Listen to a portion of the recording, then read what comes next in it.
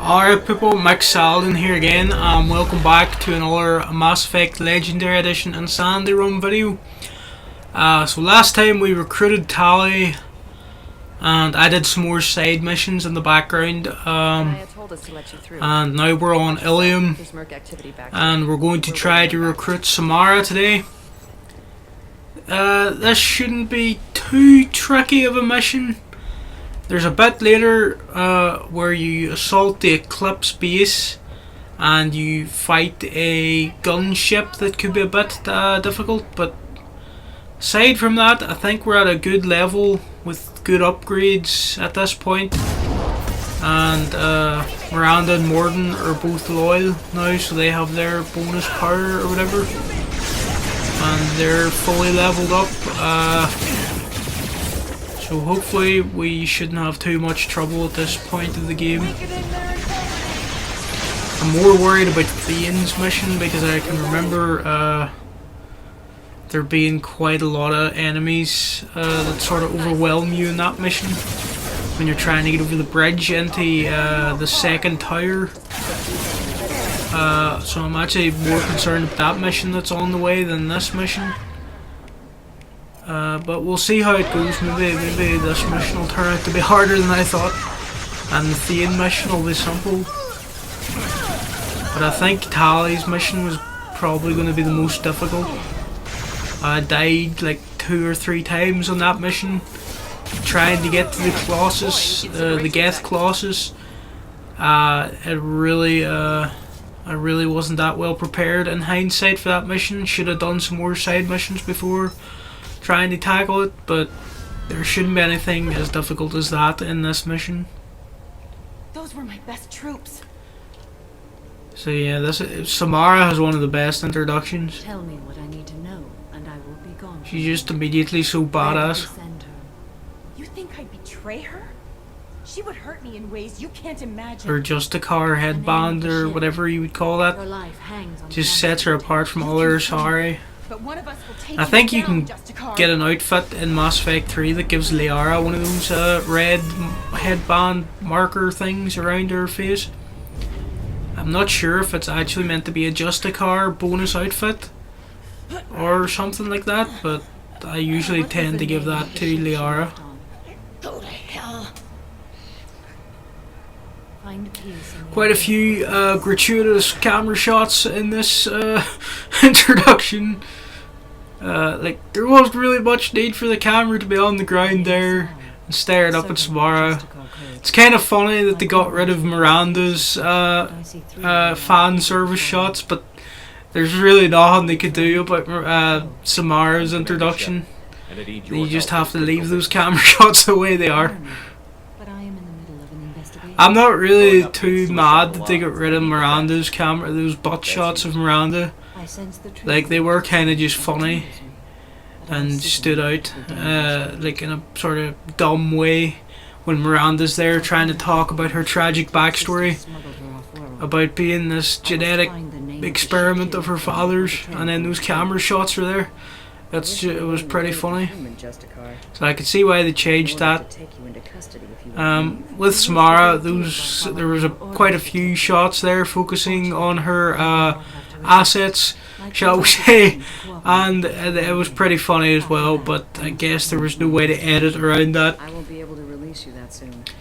So yeah, anyone who was complaining about the butt shots being removed, at least they left all the Samara stepping on the sorry throats and you looking up at her from the ground, POV shots in there.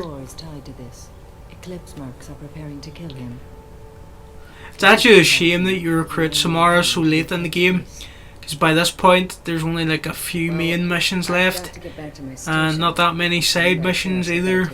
Depending on how you do it, I suppose if you left a lot of stuff undone and you waited until you got Samara, you would have more missions to do with her and the other late game characters. But I sort of tend to do everything just as it shows up, and that way it kind of means I don't really get to use other characters that aren't the first sort of 4 or 5 you pick up. On this run, it's not really much of a factor because again, I'm just using Miranda and Morden for everything because they have the best skill set. That just, they have a power that's useful in almost every situation. Overload, warp, and incinerate. It's really all you need. If there was a way to put all those powers on Shepard at once, he would just be unstoppable. But yeah, would have been cool if I've mentioned this before, but if the Legendary Edition, if they made it so you could recruit any squad mate in any order you wanted, because I think it wouldn't have ruined anything in the game if you did that, to be honest. And it was the way it was intended to be until they realised when they were developing the game for Xbox 360 that they were going to have to put it on 2 discs, and they had to make a decision of what characters were going to be recruitable in the first half versus the second half, and unfortunately some characters got locked to the second disc, and that's just how the game's been structured ever since. But again, I think I already mentioned this as well, Tali. Well, I know for a fact Tali, she has dialogue on the Archangel mission. If you use mods to get her into that mission early, she has fully voiced dialogue of reacting to the situation. So she was definitely meant to be recruitable early on, and it would have been a cool change since the Legendary Edition. All 3 games are now on 1 disc or 1 install or whatever. If they could have reversed that decision, they lock Thane and Tali, Legion and Samara to the last part of the game, or the second half of the game, or whatever you want to call it. Legion probably gets the worst done by, because once you do that Reaper IFF mission, it's really not too long until the collectors show up and ambush the ship, and then it starts a time limit that if you don't get on with the final mission in time, your crew that got kidnapped, they're going to die. So there's not really a lot of time to hang about with Legion, do any side missions with him. You get him, you do the Reaper IFF mission, and then you go with him and do his loyalty mission, the Rewrite the Heretic Geth mission. And once that's done, it's that's really the main game finished with, because all that's left to do, if you've been doing most of the side missions up until then, is for the Normandy to get attacked and for everyone to get kidnapped, and you're just really left to go on the final mission and rescue them. But if you don't do that quick enough, and you do a few more missions, side missions or whatever, before getting through the Mass Effect 4 relay, then your crew's not going to survive. So I never really got much time to hang about with Legion, because I always like to just save the crew, like Specialist, what's her name? Gabby and Ken, that's who I was trying to think of, and Kelly, who's your little yeoman. They're the 3 main ones you lose if you don't get to the collector base in time. I think you lose Dr. Chokawaz, if that's even how you pronounce that. You lose her as well. Kind of minor characters in the grand scheme of things, but I always just liked having them alive in Mass Effect 3. Especially Gabby and Ken, because they have so much banter down in the engine room. It's really quite a shame if you go down there and they're not standing about, ribbing on each other or whatever. Now this section, this is one of the times where I absolutely use the Renegade option every time. Because this is she's obviously wearing a Eclipse uniform. She's going to give us a sort of story about she just joined up today and all this nonsense. But yeah, we're not going to fall for that. We're just going to shoot her right away. Wait, stop. And to be honest, she pulls a weapon on I us. pretended to because the So other eclipses were it's watching, like but I instinctive didn't that you would pull the trigger here. I don't really think it should be a renegade option because it's kind of just self-defense. Because we've lowered her weapon, she's given us this story, and then suddenly she's reaching for the shotgun, and we've really got no choice. Screw that. And then she sort of automatically reveals then that she is evil with how she speaks to Shepard there. So you get 5 renegade points for that. I think that should have been a paragon option of self-defense, to be honest. And then anyway, you later learn, if you look at one of the terminals in the Eclipse base here, it's basically a message from that Asari. What's her name? Eleonora. We've seen it there, but I forget it already. But anyway, she has a message on one of the terminals where it's basically her confessing to the murder of the Volus that sort of set off this whole criminal investigation that we're a part of. Samara's not really trying to get mixed into that investigation. What she wants to know is what ship did these smugglers put Morinth on, so she can track her down, and it's just sort of a coincidence that this Volus feud thing, murder, whatever you want to call it, happened at the same time. So she's not that invested in solving that, she just wants to get the location of this ship, or the name of the ship that they put Morinth on. Speaking of Morinth, it is still pretty great that you can recruit her if you want to. Like, they really give you an option to do something pretty evil in this game by letting Samara die and then recruiting Morinth, and she pretends to be Samara for the rest of the game. It's pretty interesting little branching path. It's a shame it doesn't really go anywhere in Mass Effect 3. Morinth basically disappears, and you later find out she got turned into one of the Banshee Reaper enemies. And you can find a name to one of them in the later parts of the game. And it's pretty easy to miss because you're not really paying attention to what these enemies are called. But instead of just saying Banshee, it'll say Morinth over one of them. That's kind of how that ends. But again, it did add some a lot of replayability to Mass Effect 2, that you could make decisions like that and get properly renegade in this one if you wanted to. I think I mentioned before that another mission that would have been benefited from being able to recruit one of 2 people would have been the Grunt and Okeer mission.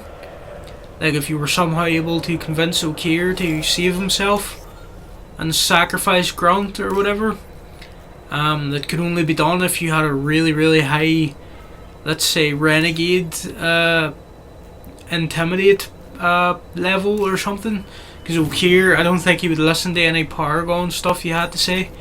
So it would have been interesting if you left his mission quite late until you got like high renegade, and if you were able to go to that mission and then convince him to save himself, and that rescuing Grunt isn't worth it, and then you could choose between him or Grunt, that would just added some more nice replayability to this game. Because it is kind of strange that Samara and Morinth's the only one where you can choose between 2 different recruits.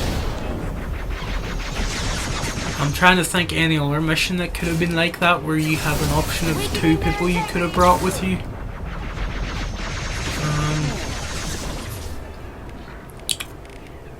Yeah, I really can't think of any others apart from the Okeer and Grunt idea. Thane, he's a lone assassin. He's not really. There's no one he really. I suppose his son. They could have done something with that mission where maybe you have to choose between Thane taking the rap for that murder if his son Goliath gets away with it, or actually goes through with it, I meant to say, and maybe Thane can hand himself over to C-Sec, and then Goliath has to go on the mission or something.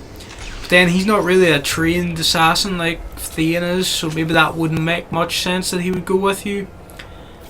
But I'm just trying to think other things like that where there could have been a branching path. I think the best BioWare game for branching paths like that is probably Dragon Age Origins, maybe.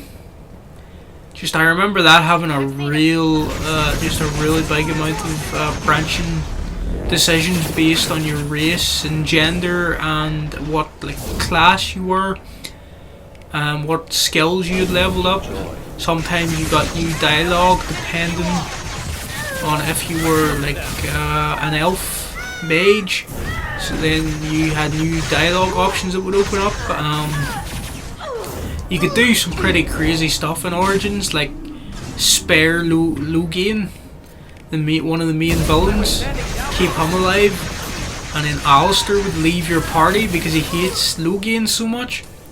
Stuff that not a lot of people would really want to do, but things that I think are just really a great option to have there for replayability. Like I think I definitely kept Lugain alive once, because I wanted the storyline to be that Lugain redeems himself by sacrificing himself against the archdemon at the end. And even though we have to lose Alistair to let that happen, it's better than the idea that one of us has to have some sort of demon child with Morgan or whatever. And just, I really do think Dragon Age Origins had the best sort of branching paths. Just there was so much stuff that changed depending on your class and race and your actual origin story that you choose. Like you got a completely different intro depending on all that stuff. That was for me, that was BioWare at their peak, Dragon Age Origins. I know it's a pretty ugly looking game now, and the combat and all that stuff doesn't really hold up that well, and I can see why people prefer Mass Effect and Mass Effect 2 and 3 and stuff, because it's just a lot more polished. And the shooting, the action in Mass Effect, I'd probably admit that it's a lot more satisfying than sort of the sword play in any of the Dragon Age games. But in terms of a role-playing game, and just the amount of decisions that you had and options, I do think Dragon Age Origins was, I think it was pretty special. I'd love if it got some sort of remaster. It probably needs a remake. I know it's actually not as old as Mass Effect 1, but it somehow feels more dated than Mass Effect 1.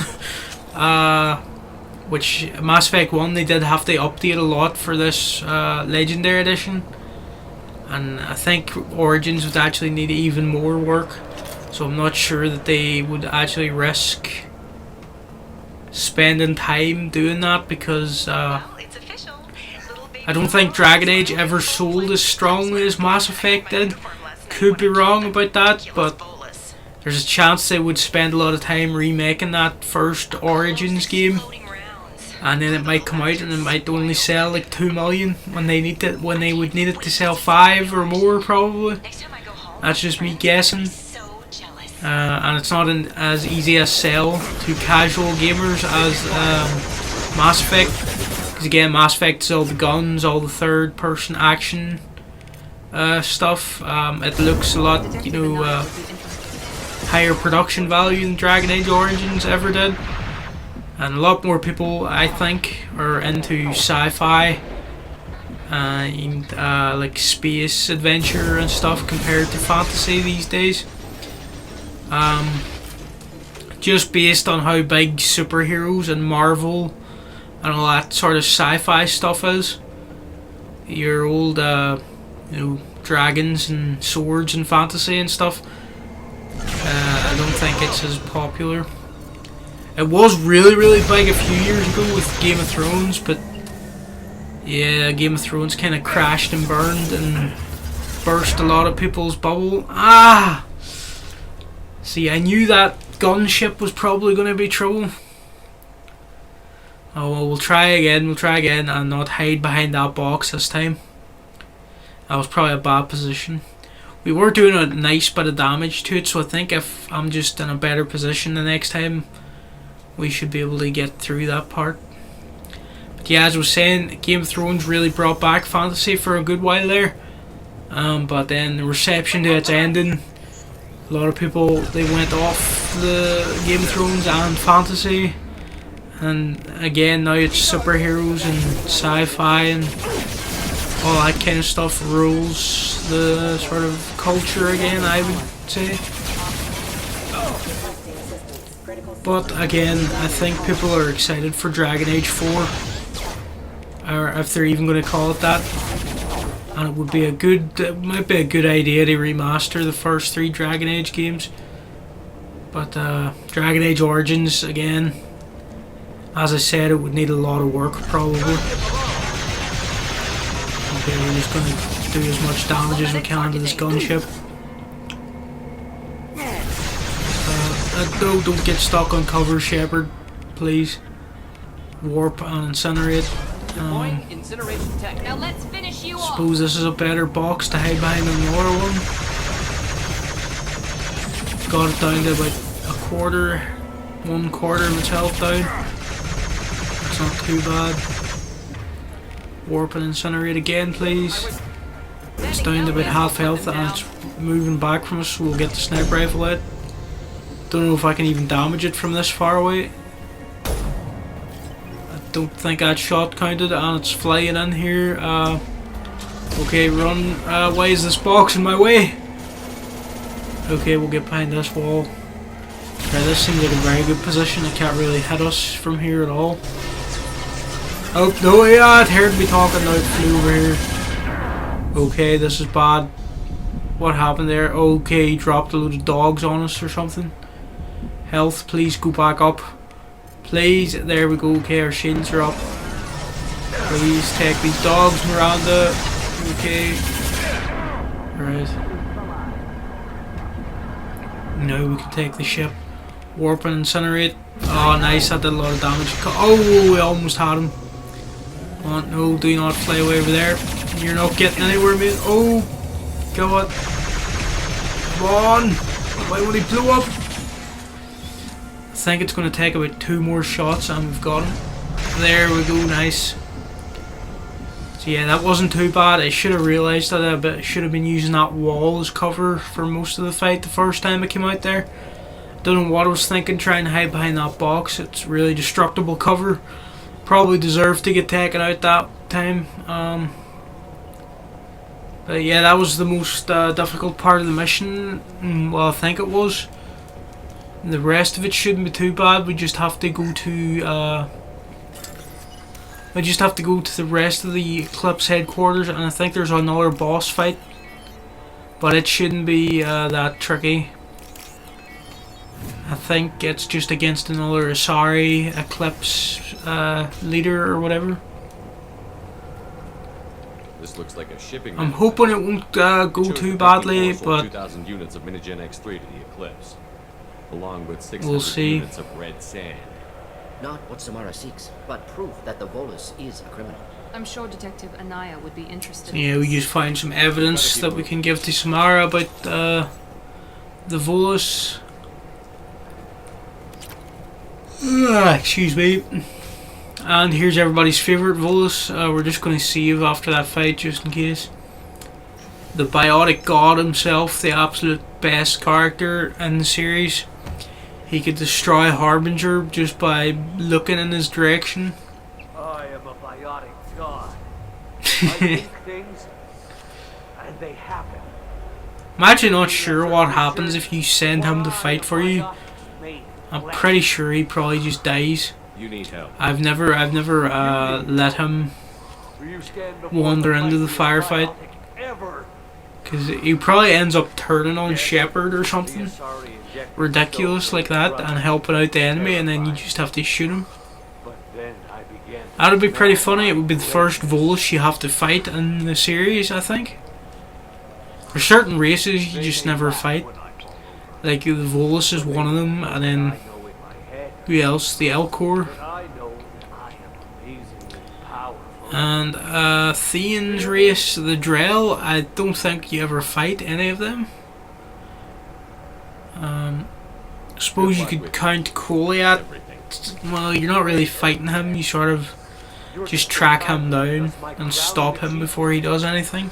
The leader of the Yeah, there's mercenaries just for the certain next races that you meet that are just never combatants, war. which I is shall toss Wasea about which I think it's like a interesting, and it's definitely appropriate for incapacitated Volus. Volus. Like, they're not really designed for combat, ball. I will tear her apart. at least that I know of, in lore or whatever.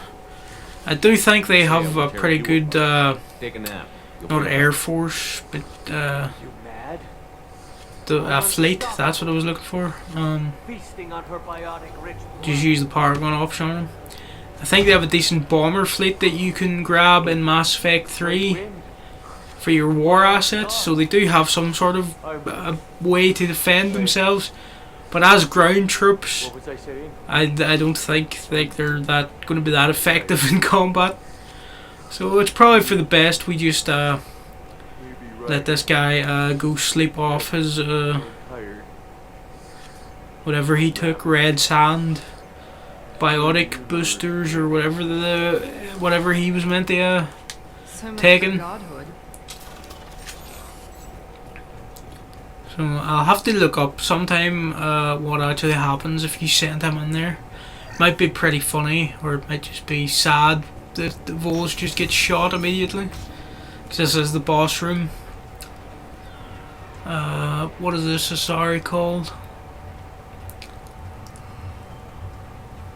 And Leia? Everything's Captain- gone to hell since we smuggled that filthy Alright. creature off-world. Who's in Leia? Oh yeah, that's the one from Miranda's mission I was thinking Now of. you. So this Asari is sort of purple like Arya. At least I can take pleasure Or I in suppose turning it's your head meant to into be a violet, holy maybe. mass. Sometimes the Asari Trouble ahead. pigmentation of their skin, it's a little confusion. Because they're all meant to be blue, but some of them look sort of purpley or violet, which I think violet's a shade of blue, I guess. But yeah, sometimes it seems to change depending on who the character artist is. You can run into one of Green Asari as well from the first game. The one that got kidnapped by the Thorian or whatever. I can't remember her name right now, but she shows up on Ilium here and her skin has gone completely green.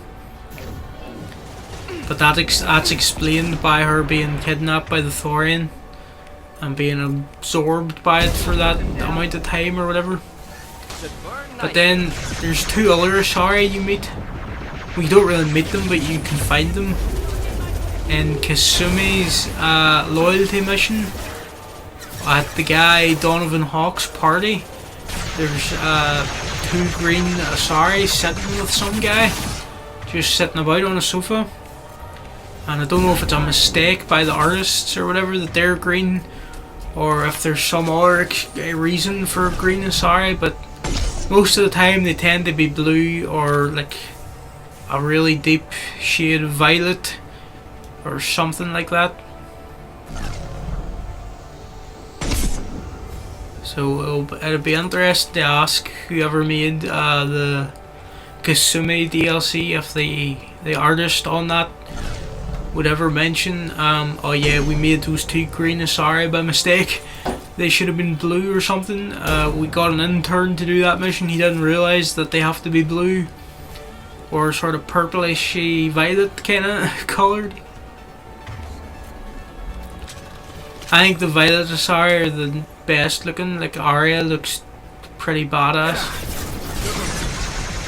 in her sort of white and silver outfit, and then being all purplish or violet or whatever. She really stands out.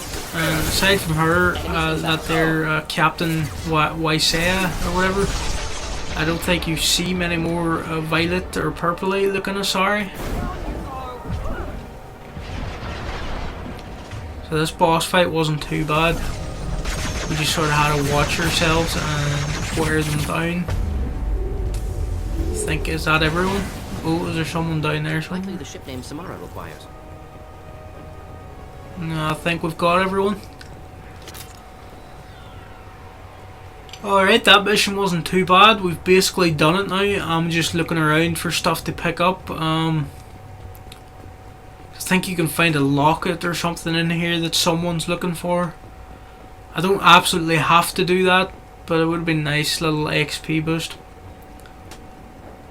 At least I think it's this mission where there's something hanging about in here that somebody on Ilium's looking for.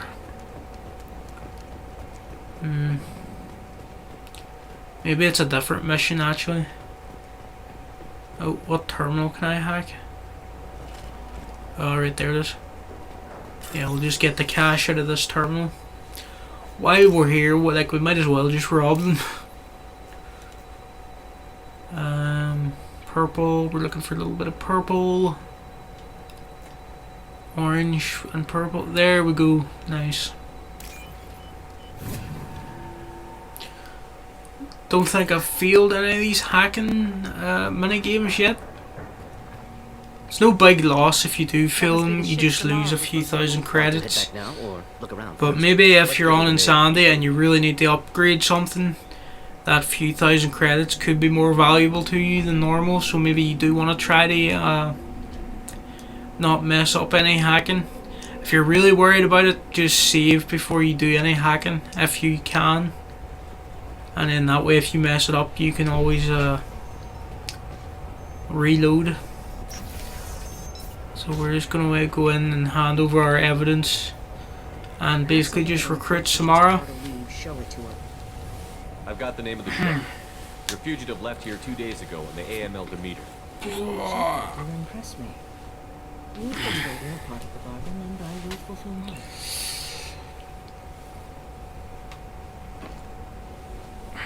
I am ready to leave immediately, if that will satisfy your superiors, Detective. You're free to go, Justicar. It has been I suppose Detective Anea is kind of purplish as well. Didn't kill me too. Or violet. I still can't decide if it's purple or violet. I must be Probably need to Google that sometime. Why are some Asari purplish and why are the rest blue? The answer is probably just because the character artist felt like making some purplish ones one day. It could just be the lighting as well. I mean, she still looks pretty blue. By the code, I will serve you, Shepard. Your choices are my choices. Or maybe I'm just colorblind. Maybe none of these Asari are purple or violet or anything, and I'm just completely colorblind at this point. I mean, Samara looks pretty blue.